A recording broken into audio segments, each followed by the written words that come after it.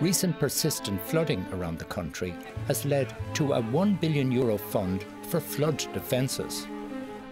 A development welcomed by many towns and cities who in recent years have become all too familiar with flooded homes and businesses.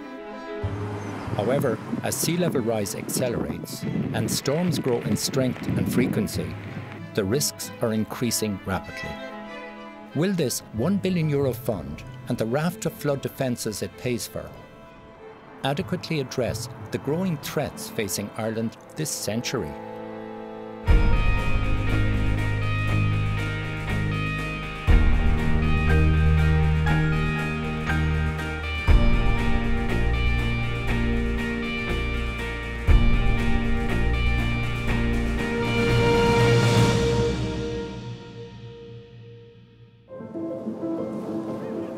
Extreme weather events and recent storms have exposed the vulnerabilities of Ireland's infrastructure.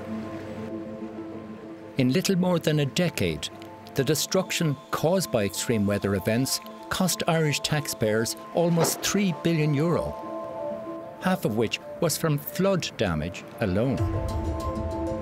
To date, the response has involved heavily engineered solutions like those seen in Skibbereen, Clonakilty and Bandon. Solutions that permanently alter the relationship between communities and the water. Because Cork is so low-lying, it's the most vulnerable of our cities and the front line in the battle to protect our most populated settlements from rising seas. Flooding in Cork from both the River Lee and the ocean has now become commonplace. Oh, it's unreal. This morning was unbelievable. The frustration was dreadful. We have machines in now sucking the water out of the carpets. Major floods in 2009 and 2014 cost the city €130 million in damages. It's just coming more regular and regular, and it's just a problem now I think we're going to have to deal with from now on. I'm not sure what can be done to stop it. I would leave that to the engineers and hope that it'll improve. After years of planning and consultation, the Office of Public Works is ready to commence on a €140 million flood relief scheme for Cork City.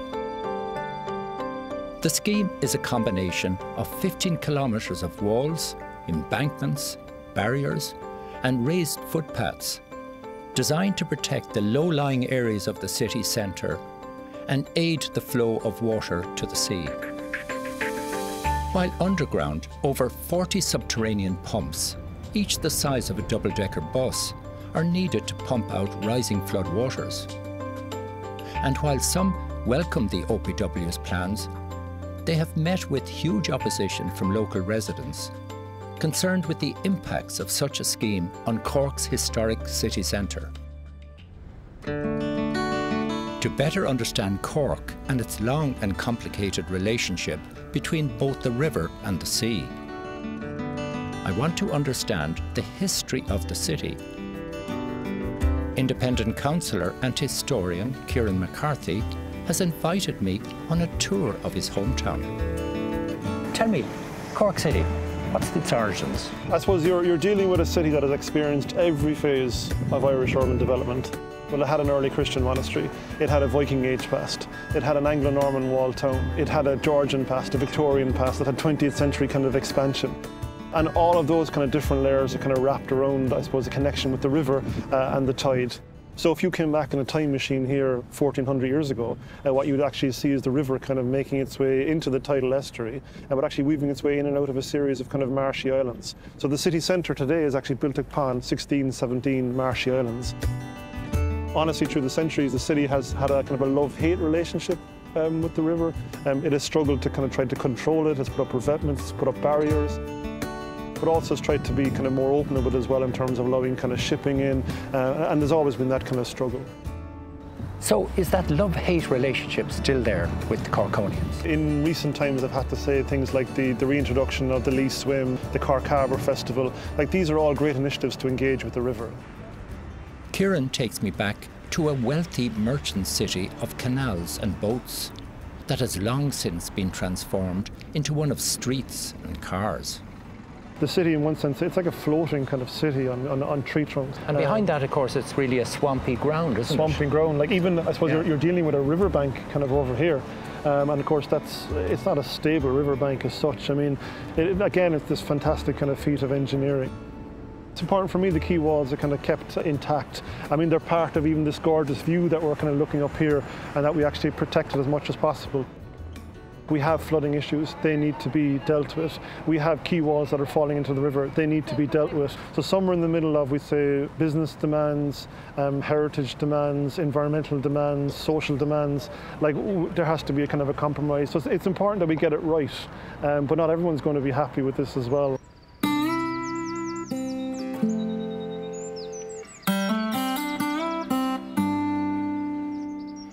With their workshop perched right on the River Lee, the boat builders of Mehel Mara are used to living in tune with the water. The community boatyard experiences regular flooding and is unlikely to survive rising water levels unless something is done to protect it.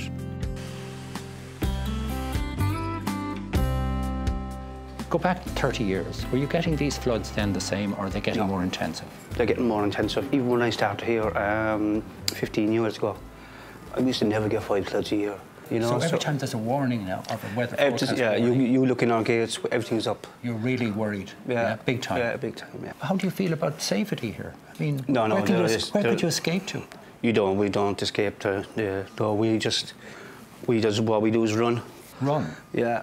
You know, just leave it, drop everything and run. Yeah, there was water coming in pouring through the walls and in through the window. Yeah, where? Into the windows here. You see these windows? Yeah, and then and then it started opening up any little cracks and stuff that would be thing. Yeah, just pouring in everywhere. Yeah, out there was flooded. Then we could see the water just coming in through the main doors there, and we all made a go for it then. How important is this river to Cork? Well, the river is very important to Cork, and if anything, it's growing in importance. This stretch in particular, it's a nice quiet stretch, and we've had otters outside here. We've got grey wagtails nesting, sand martins nest here during the summer. There's peregrine falcons resident on the cathedral just across the way there, St. Finbarr's Cathedral. Right. So this whole future for Cork and the problem with flooding, persistent flooding, but what's coming down the track with climate change, does that concern you? Well, it would concern me, yeah. You know, there does need to be defences put in place for that. I mean, the evidence is there. You know, we've had lots of floods in the last couple of years, you know. That love-hate relationship that Kieran spoke of is very evident here. A love of living and working on the banks of the Lee, but doing so with a near constant fear of flooding.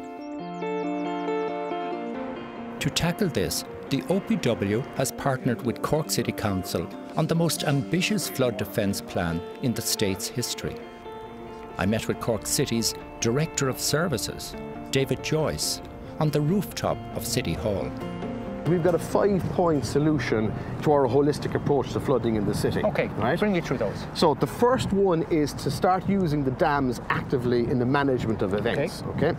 The second one is to link that to a flood early warning system. So using 30 environmental monitoring stations, whether they be tidal gauges, rain gauges, etc., across the catchment, to feed live information into this system. So we will understand much more detail what's happening in the catchment and when we need to take action. The third item then we're looking at is a warning system, so that if there is an event coming up, messaging system, warning to river users, warning to key stakeholders, fishermen who might be out on the river, etc., to make sure that they're aware there's an event coming. The fourth one, which is equally important, there is a certain amount of floodplain that can be used for what we're calling washlands. So the idea is we would deliberately flood this land during an event. That gives us even more additional capacity to the west of the city. This land is predominantly either scrubland or agricultural land, and obviously there'll be compensation packages put in place for those. So the farmers become participating in a concept a water attenuation program. Exactly, exactly. And they're rewarded for that. Yes.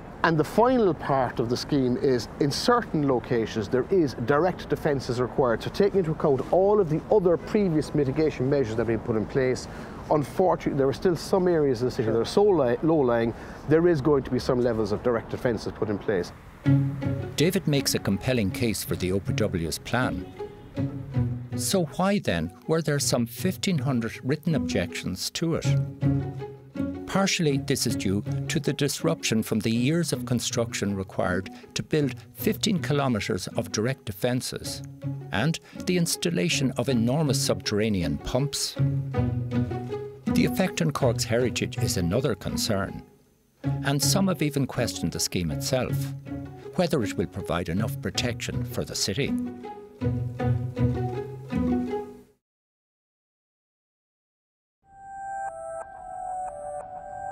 Just as the state's largest flood defence scheme is about to get underway, a controversial debate has arisen. One expert in particular argues that part of the solution can already be found in existing infrastructure on the Lee. On Cork's famous Shaky Bridge, I met Professor Philip OKane, an engineering and hydrology expert who has worked with the United Nations on flood defences around the world. So who is taking responsibility for the river in terms of managing this river flow, coming up to a flood condition? That's a grey area. The ESB's primary duty is to generate hydropower. If you take hydropower as your primary objective and flood protection as your secondary objective, you attenuate the peak of the flood by, on average, 25%, maximum 50%. That's not enough to protect the city of Cork, and you then conclude high walls are necessary. But if you ask a different question, if you make flood control the primary objective during the flood itself, not at other times, and hydropower as the secondary objective, it turns out that you can knock 70% off the peak of the flood, protecting the city, and that high walls are not required at all. The OPW have also considered the role of the 2 hydroelectric dams on the Lee. However, a change in how the dams are controlled would require a change in the existing statutory framework.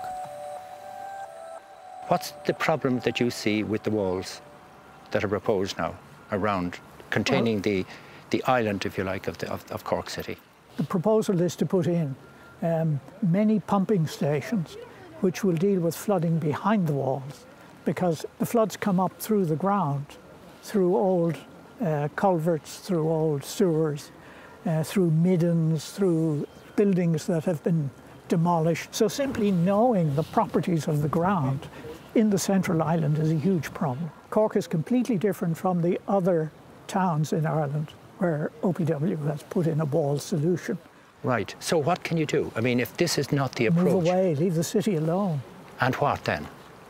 Use the dams to control the floods on the river, and you use a tidal barrier to control the floods coming in from the sea.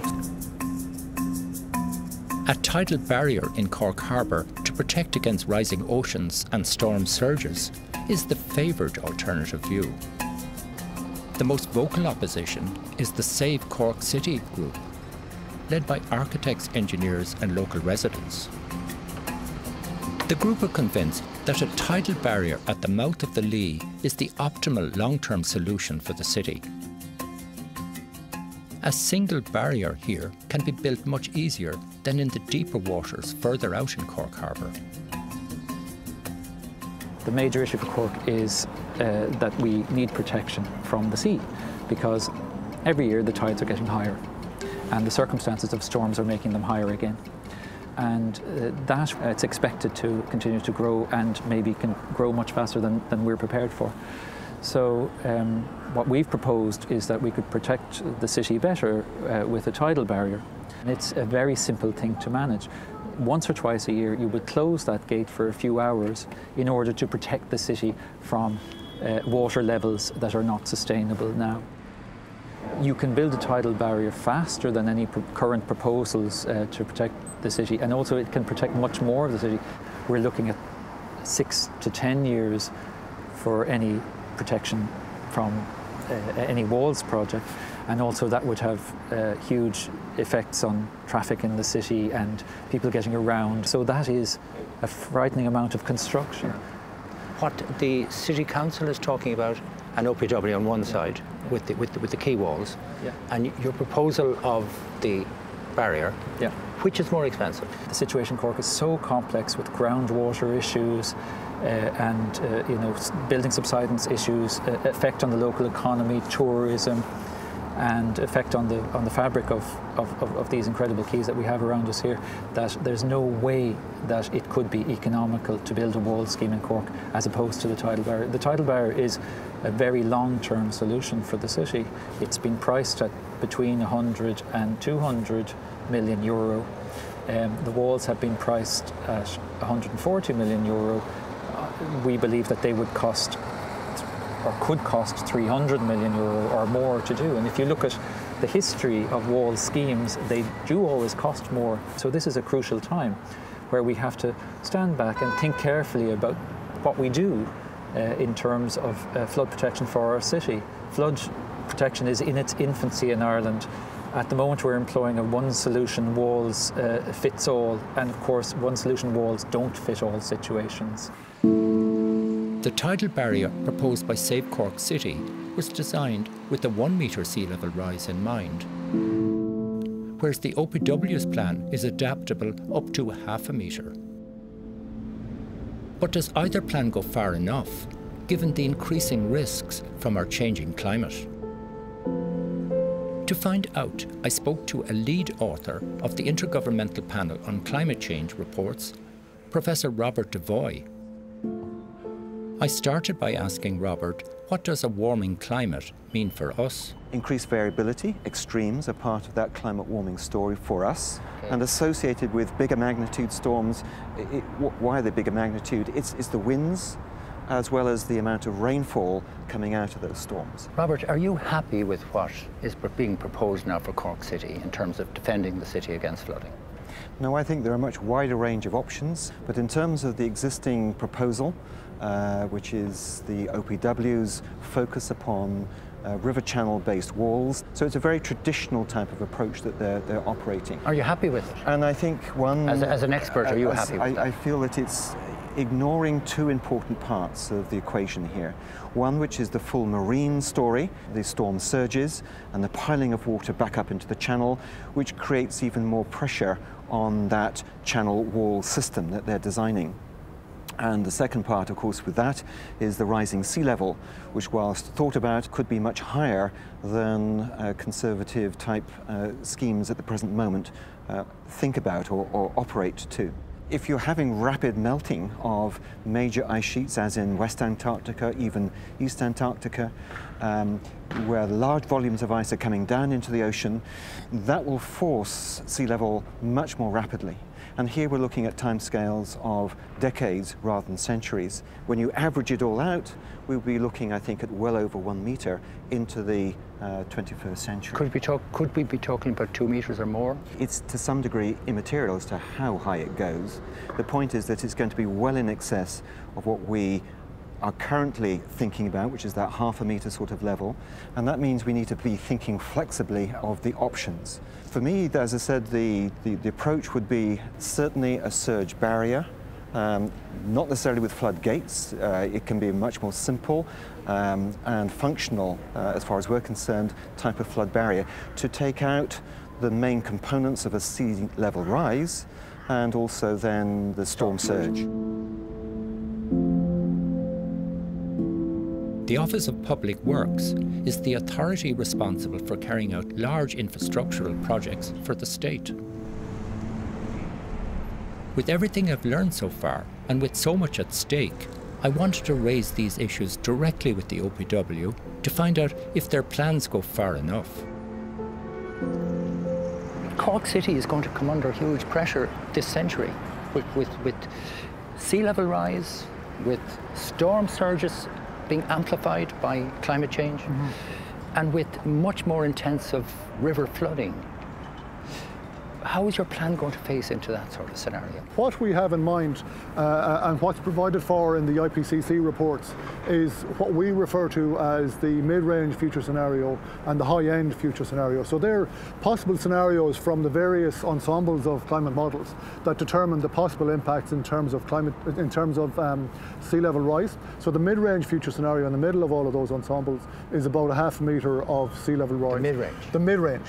But the scientists at the cutting edge of all of the science are saying these are very conservative figures. But they're also saying that the 1 metre could be as much as 2 metres and could even be 2.5 metres this century. Their estimates I would say the extreme end of the range of estimates. There are probably estimates at the much lower end as well. I know, but are we fooling ourselves? I don't think it's a matter of fooling ourselves. I think what you're illustrating in the conversation is that there is so much uncertainty about climate change that we really don't know what's going to happen in terms of climate change in 50 to 100 years' time. But we know something is going to happen, and we are building in a certain amount of adaptability into our proposals in terms of, say, the defences for Cork City at the moment. We know that we may have to do something different in the future, depending on how much impact arises in the future from climate change. Okay, but if we look at the river and the ocean, from my perspective, the ocean for the future of Cork is the bigger of the two threats. Yes. By far. Yeah. The ocean's going to be the problem. Yeah. If you had a barrier down in Cork Harbour, you could open and close that barrier if there was a risk of flooding with adequate weather warnings. You could, at low tide, let all the water out and then close the barrier. So you've got a huge reservoir to take that water from the Lee River as it flows down. In other words, does it not simplify the problem and cause much less of the works along the quays to have to be done? There is still a need for defences based on the fluvial floods. Some of them. Some of them, yes. Yes, but what I mean absolutely. is probably if you had these other measures in place. Like the tidal barrier. If we do decide eventually that we need to have a barrier down the harbour to protect Cork from higher flood, we will also need to have taken, as a first step towards the barrier, local defences in the city so that the need for closing the barrier won't be too frequent. The approach that we're taking could be summed up as designing for the problem as it is at the moment, but bearing in mind what's going to happen in the future, and building adaptability into what we're proposing to do so that we can adapt it to some extent for what we can anticipate now that will happen in the future. Cork needs flood defences now, and basically the situation is that a tidal barrier will not be economically viable for in Cork until we have more than half a metre of sea level rise. No doubt there's huge pressure nationwide to build infrastructure to combat flooding now. And this same debate will be repeated in towns and cities across the country. If you take the big issues now of concern about what the works that are proposed now for Cork, you know, all along the quays, how do you feel about all of that? Well, I'm quite ambivalent because, well, obviously we flood, so we fully understand the need to do something. I've read a bit about the reports from the City Council side and then from the Love the Lee group, and I know they've both got very highly qualified engineers, one saying the tidal barriers is economically viable and another saying it's not. Right. When you've got all these experts coming up with different opinions, it's very hard to know what to listen to, really. But I can understand Cathy's ambivalence about how best to defend Cork City. On the one hand, the OPW have been tasked with an enormous responsibility to protect Ireland's towns and cities. One that involves years of planning and hundreds of millions of taxpayers' money. Yet, on the other hand, I fear that as a society, that we are underestimating the very real threat of climate change.